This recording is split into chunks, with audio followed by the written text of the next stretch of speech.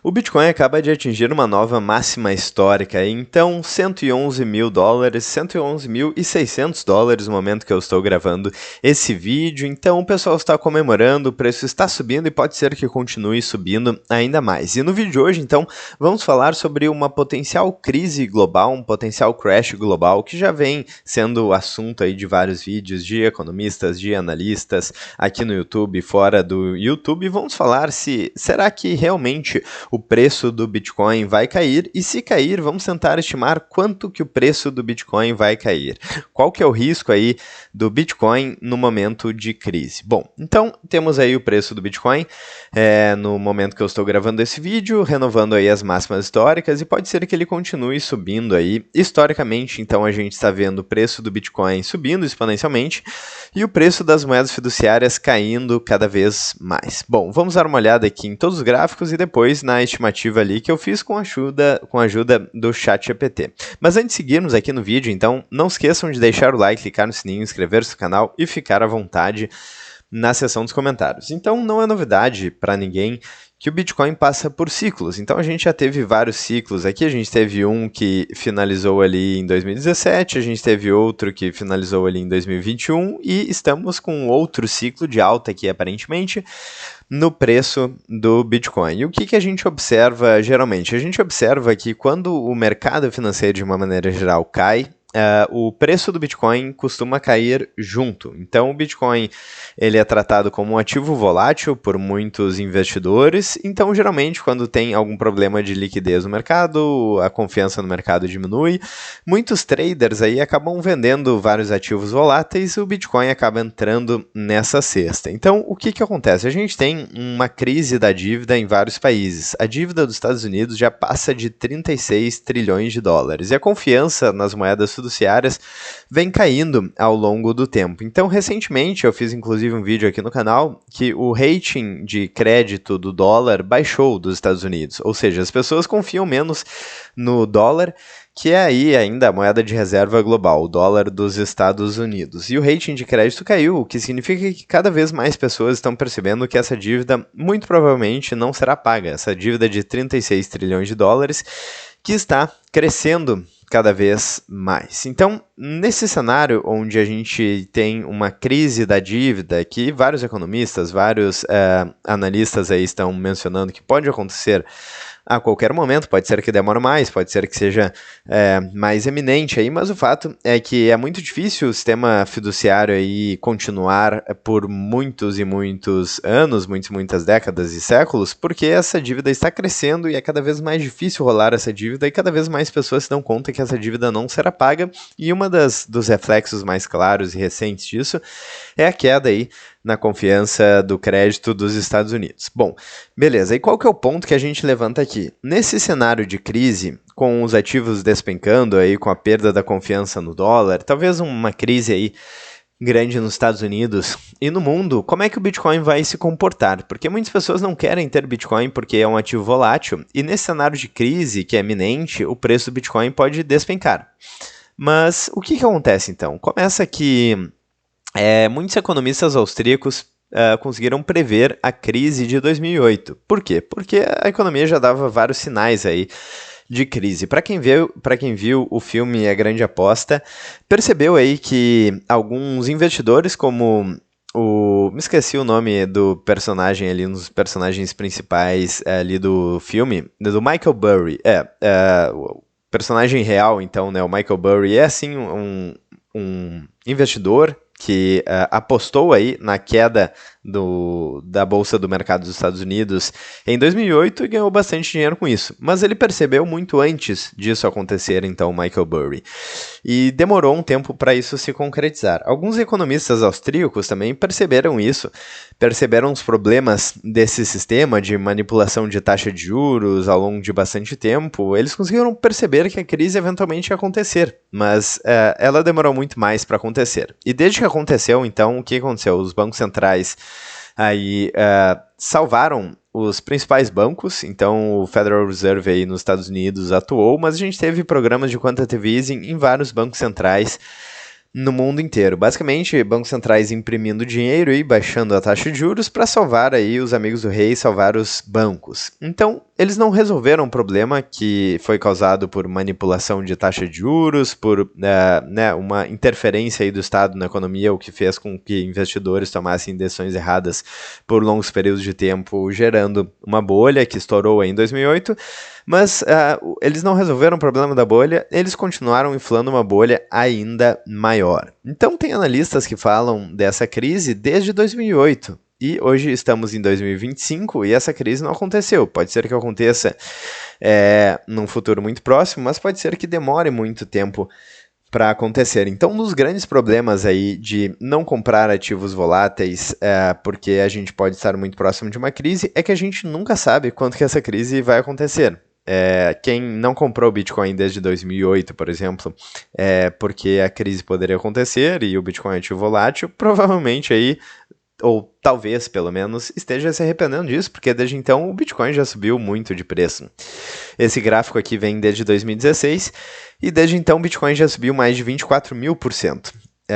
Sendo que o gráfico começa aqui com o Bitcoin a $453, e é um ativo que saiu de $0. Então, enfim, é uma valorização absurda. E agora, então, a gente está falando da alta histórica do Bitcoin e tudo mais, e algumas pessoas ainda não estão comprando porque, sim, tem muito medo dessa grande crise. E a primeira coisa que tem que ficar bem clara aqui nesse vídeo é que isso não é uma dica de investimento, e eu sempre faço esse disclaimer no canal porque eu acho que é muito importante. Você não deveria basear aí os seus investimentos em um vídeo que você viu de 10 minutos aí no YouTube. Mas feito esse disclaimer, então, o que eu fiz? Eu perguntei aqui para o ChatGPT, eu tentei gerar alguns cenários levando em consideração o histórico do Bitcoin e tentando imaginar alguns cenários de queda para o Bitcoin em alguns ciclos. Então, nesse ciclo de alta, num segundo ciclo, num terceiro ciclo no futuro, para ver qual que seria o impacto negativo de uma crise para o preço do Bitcoin, para ver aí qual que poderia ser o potencial risco. Lembrando que isso eu estou mostrando apenas alguns cenários e é impossível prever o futuro, mas eu acho interessante fazer esses cenários aqui para colocar esse ponto de que pode ser aí muito arriscado esperar uma crise que você não sabe se vai acontecer agora, daqui a 10 anos ou daqui a mais tempo. Porque você pode perder grandes oportunidades no caminho. Então, talvez ter aí uma estratégia para a crise e mesmo assim se beneficiar dos ativos que têm uma grande valorização. Inclusive, com toda essa impressão de dinheiro, eu fiz um vídeo aqui no canal que fala sobre a correlação entre expansão da base monetária e preço do Bitcoin. Então, basicamente, essa liquidez global está fluindo, inclusive, para o Bitcoin. Mas abrir mão totalmente desses ativos que estão se valorizando muito em decorrência do dinheiro barato pode sim ser uma estratégia muito arriscada. Se ter Bitcoin pode ter algum risco, não ter Bitcoin, pelo menos na minha opinião, tem um risco muito maior. Bom, dito tudo isso, então vamos dar uma olhada aqui nesses cenários que prevêem a queda do Bitcoin, quanto que ele iria cair aí realmente numa crise, num grande crash. Então, quais são as premissas da análise? Primeiramente, o Bitcoin continua seguindo seus ciclos do halving de 4 em 4 anos que influenciam nas máximas e mínimas históricas. O mundo caminha para uma crise de dívida global, com bancos centrais imprimindo mais dinheiro, perda da confiança nas moedas fiduciárias e fuga de capital para ativos escassos, como ouro, Bitcoin e imóveis. O Bitcoin se fortalece, então, como ativo de reserva não estatal ou ouro digital. Bom, basicamente isso já está acontecendo faz bastante tempo e a tese aqui, a premissa, envolve que isso continue acontecendo, certo? Então não é nada aqui muito diferente aí que vocês nunca tenham pensado, certo? Ponto número 2, correções históricas pós-topo. Para entender o futuro, nós vamos aqui analisar o passado. Então, vamos dar uma olhada aqui em alguns ciclos. No ciclo de 2013, o topo do Bitcoin foi de $1.100. O fundo pós-ciclo foi de $200. Isso significa uma queda de 82%, que durou aproximadamente um ano. Em 2017, o topo do Bitcoin estava em $20.000 e o fundo pós-ciclo foi para $3.200. Isso significa uma queda de em torno de 84%, com uma duração de queda de em torno de um ano. Em 2021, tivemos um novo topo em $69.000, com fundo pós-ciclo em $15.500, com uma queda de 77% em torno de um ano e meio. O que isso significa, então? Que as correções têm, em média, 80% de queda, com uma duração média de 12 a 18 meses. Beleza. Ponto número 3 aqui, então. E se o Bitcoin subir para patamares muito altos? Vamos assumir o seguinte crescimento. Ciclo de 2025. Aqui ele está fazendo alguns cenários possíveis, então. Topo estimado, $250 mil. Correção de 80%. Isso iria levar aí para um fundo estimado de $50 mil. Ele está considerando aqui uma correção média aí de 80%. Em 2029 aqui, então, o topo estimado pode ser de $1 milhão. Com uma correção de 80%, teremos aí um fundo estimado em $200 mil. Lembrando que hoje a gente está na máxima histórica, $111 mil, certo? Em 2033, então, o topo estimado em $4 milhões. Com uma correção de 80%, teremos um fundo estimado em $800 mil. Ou seja, mesmo com quedas brutais, o fundo de cada ciclo tende a ser mais alto que o topo anterior. E esse é o padrão histórico do Bitcoin. Ponto número 4 aqui, então. A grande variável, a crise da dívida global. O que pode acontecer? Inflação global estrutural, devido à impressão de dinheiro em massa. Default das dívidas soberanas, então países que não conseguem mais pagar a sua dívida. Perda de confiança das moedas fiduciárias, especialmente o dólar. Na verdade, eu colocaria uma observação aqui. Eu acho que se as moedas fiduciárias colapsarem, o dólar pode ser uma das últimas a colapsar, porque ainda é uma das moedas mais fortes. Então, o real tupiniquim aqui provavelmente vai colapsar antes. Reprecificação dos ativos escassos, como ouro, Bitcoin, sobem violentamente. O resultado, o Bitcoin pode deixar de ser apenas um ativo especulativo e se tornar, então, um porto seguro global. Nesse cenário, as correções não desaparecem, mas diminuem de intensidade. Então, aqui ele está falando sobre esse cenário. Correções em um cenário de adoção monetária. O que a gente vem observando com o Bitcoin? À medida que o Bitcoin se torna uma reserva de valor dominante, a volatilidade tende a diminuir. Isso está acontecendo aí com o passar do tempo. Então, estima-se que a correção média pode passar de 80% para algo entre 40% e 60%. Então, supondo isso, se a gente tiver aqui os mesmos topos que eu mencionei antes em 2025, 2029 e 2033 de $250 mil, $1 milhão e $4 milhões, teremos então um fundo estimado em $100 mil para 2025, com uma queda de 60%, né? Claro, considerando esse cenário. Depois, aí, em 2029, com uma queda aí mais suave de 50%, caindo para $500 mil, e então 2033, um topo estimado de $4 milhões, com uma queda mais suave de 40%, teremos então uma queda para $2 milhões e $400 mil de fundo estimado.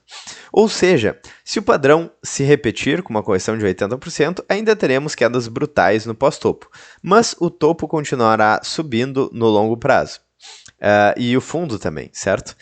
E se houver crise de dívida mais adoção monetária, o Bitcoin pode se tornar o ativo mais confiável do planeta, correções podem cair para 50% ou menos, e o valor de longo prazo de um Bitcoin pode superar os $10 milhões. Então, tudo isso aqui são algumas estimativas aqui que o ChatGPT está fazendo, considerando o histórico aí do Bitcoin, que é muito interessante, né? Então, resumo. Padrão histórico, 80% de queda esperada, a gente tem uma alta especulação, mas um mercado cíclico. Com uma crise da dívida, então, o ChatGPT aparentemente está entendendo que haverá uma fuga do sistema Fiat com volatilidade, mas quedas um pouco menores, e Bitcoin como padrão monetário, então, quedas ainda menores, alta demanda, escassez absoluta, menor liquidez especulativa no Bitcoin. Então, eu achei muito interessante isso aqui, porque isso mostra, pelo menos de acordo com essa estimativa, lembrando que nada disso é uma dica de investimentos, que o fundo acaba sendo sempre menor, aliás, sempre maior do que o fundo passado. Então, no passado a gente tinha fundos de alguns dólares, algumas frações de dólar aí. Depois a gente começou a ter fundos aqui de $1.000, de $20 mil, depois de $69 mil, e pode ser que o fundo continue aumentando de forma que mesmo que a gente tenha uma queda de 80% ou até de 90%, a gente ainda tenha um fundo muito mais alto do que os topos anteriores, inclusive. Então, por que isso é importante? Justamente por isso que eu falei da questão da dívida. A gente sabe que essa situação nos moedas fiduciárias é insustentável, mas a gente não sabe muito bem o que vai acontecer quando essa crise estourar. E eu acho bem possível, sim, que os ativos voláteis eles tenham uma correção forte, Mas, ao mesmo tempo, pode ser que o Bitcoin ele surja como uma alternativa ao sistema fiduciário que a gente tem hoje, certo? Porque, na verdade, o Bitcoin foi criado justamente para substituir o sistema fiduciário atual. No bloco Gênesis do Bitcoin, justamente aparece aí uma crítica, o jornal aí, onde os bancos foram salvos, e uma crítica aí ao sistema financeiro tradicional. Então, o Bitcoin ele surgiu depois de 2008, com toda a crise que aconteceu em 2008, a crise do subprime, e pode ser sim que então o Bitcoin se torne uma reserva global aí e o dinheiro todo migre para o Bitcoin. E mesmo que isso não aconteça ainda, pode ser novamente que as quedas aí elas levem o Bitcoin para um fundo que seja na verdade muito mais alto do que o fundo atual.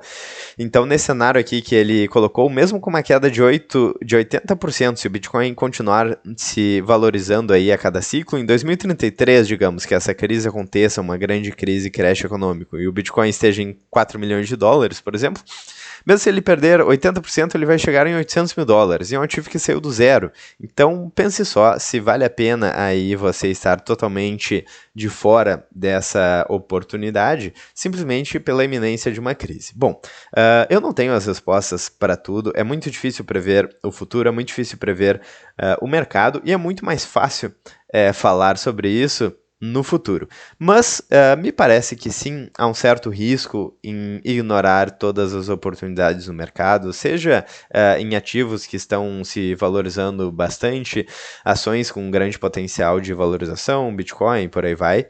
Porque, a gente não sabe o que vai acontecer na crise, dois, a gente não sabe quando será a crise, então não basta estar certo, é necessário estar certo no momento certo, e pode ser sim que mesmo com uma correção muito forte de 80% a 90%, ainda seja um patamar de preço aí muito interessante. Bom, então esse aqui é o resumo desse vídeo e eu quero saber a opinião de vocês nos comentários, que é muito importante, eu aprendo bastante com o comentário, com as perguntas e com as opiniões de vocês. Tem algumas perguntas aí nos comentários que eu quero responder em próximos vídeos, então também mandem perguntas aí para que eu possa ver quais são as dúvidas de vocês e de repente fazer algum vídeo que possa ser útil para alguém.